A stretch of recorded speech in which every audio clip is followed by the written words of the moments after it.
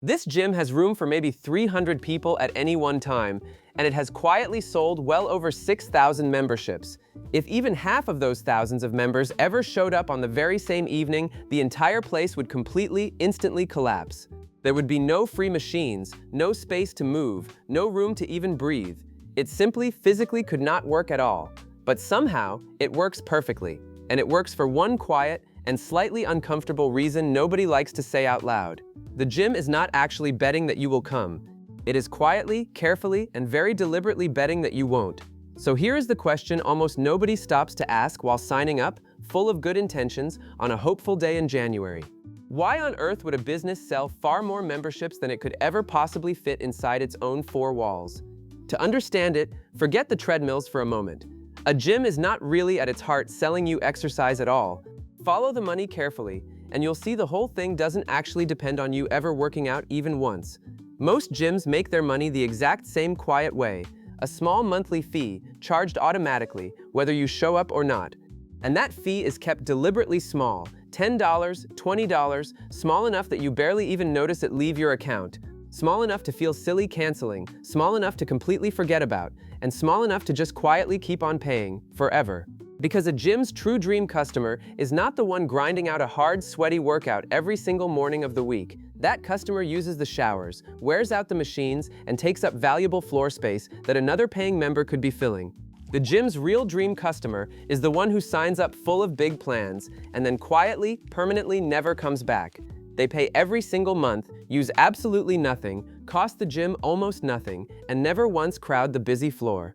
In the industry, this quiet, paying, permanently absent member is, quietly, the single most profitable person in the entire building. And an enormous share of any gym's members are exactly that, faithfully paying every month, but almost never actually there. Studies suggest a very large portion of new members quit or quietly fade away within just the first few months. But they hold on to the membership anyway, out of guilt or hope, long after they've actually stopped ever using it. So the whole business is quietly built not on attendance at all, but on comfortable, well-meaning, guilt-tinged absence. And once you truly see that, every single part of how a modern gym is run suddenly starts to make perfect sense. Start with the low price. It's kept cheap precisely so that actually quitting never quite feels worth the time and effort. $10 a month is genuinely easy to ignore. It's just never quite annoying enough to finally make you act on it. Now look closely at when they sell the very hardest of all. Every single January, right after the new year rolls around. This is when hope is at its absolute highest, and willpower feels endless. New year, new you, brand new membership. Gyms happily sign up enormous crowds in January, knowing full well that the vast majority will quietly fade away by March. They are not really selling you fitness at all. They are selling you the warm, hopeful feeling of a fresh, better start. And that feeling, unlike an actual hour-long workout, costs the gym absolutely nothing at all to hand over to you. You pay, gladly, for the promise of the person you sincerely hope to become. The gym simply, quietly cashes the check. Then take a look at how the space itself is so often designed, especially at the big, cheap budget chains. Comfortable, welcoming, friendly, and completely non-intimidating, carefully built for the casual member and not for the serious athlete. Some chains even famously offer free pizza and bagels on certain nights, which honestly sounds completely, absurdly backwards. Why would a gym cheerfully feed its own members junk food? Because it quietly wants gentle, casual, low-intensity visitors, the kind who drop in now and then, feel good about themselves, and, crucially, never once overwhelm the equipment. Hardcore members who train hard daily and grunt through heavy lifts are, very quietly, not really the target at all. Some places even subtly discourage that intensity to keep the whole mood casual and the machines reliably, mostly free.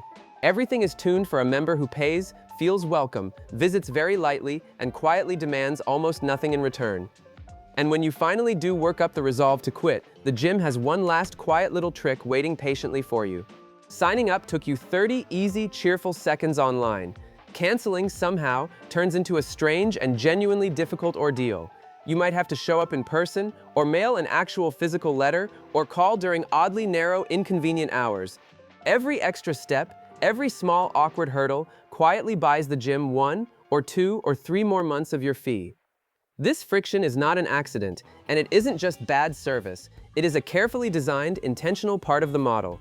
The harder they can quietly make it to leave, the longer that small, automatic monthly payment just keeps flowing in. And most people, faced with all that hassle, simply give up, sigh, and keep on paying for a good while longer. Now let's step quietly behind the front desk, into the part of the whole business that the members themselves never get to see.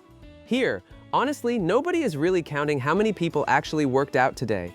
They are quietly counting something else entirely. They count active memberships, monthly fees, new signups, churn rates, and, above all else, the quiet, reliable no-shows.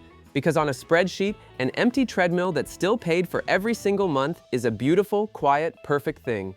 No wear, no cost, no crowding, just clean, quiet, effortless income from a machine that absolutely nobody is using. Let's picture the simple math that quietly runs the whole place, scrawled on a whiteboard in that back office. Capacity, a few hundred. Memberships sold, several thousand. And the enormous gap between those two numbers is the entire business.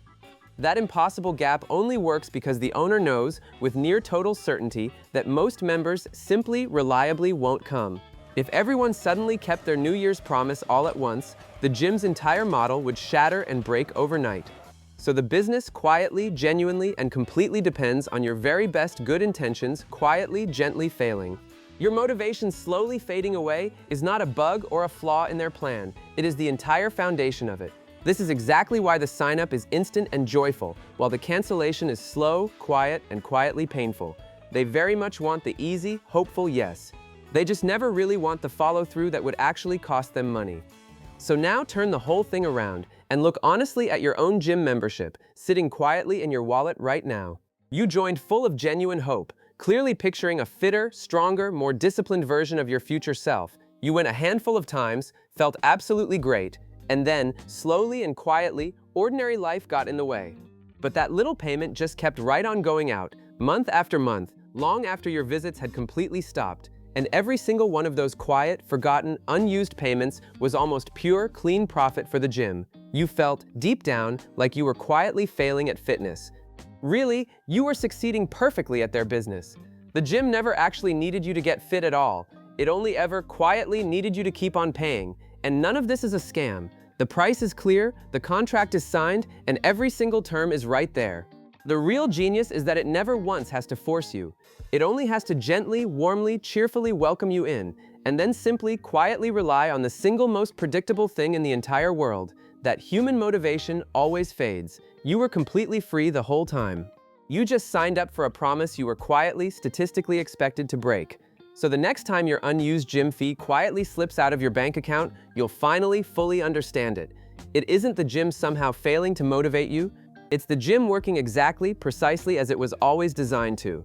The membership was never really about the workout at all. It was about the quiet, automatic, endlessly repeating monthly payment. A hopeful promise to your future self, sold to you, and quietly paid for long, long after you'd let it go. Cheap enough to forget, hard enough to cancel, and empty enough to be perfectly, quietly, reliably profitable. You were never really a failed athlete at all. You were, all along, quite simply the ideal paying customer, the one who believed, who paid, and who, exactly and precisely as planned, mostly just stayed at home, cheap hope to sign them all up, quiet fees to keep them, and just enough friction to stop them leaving.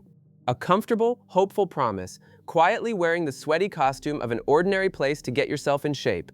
So the next time you quietly pay for a gym you honestly haven't set foot in for months on end, remember, you didn't lose at all.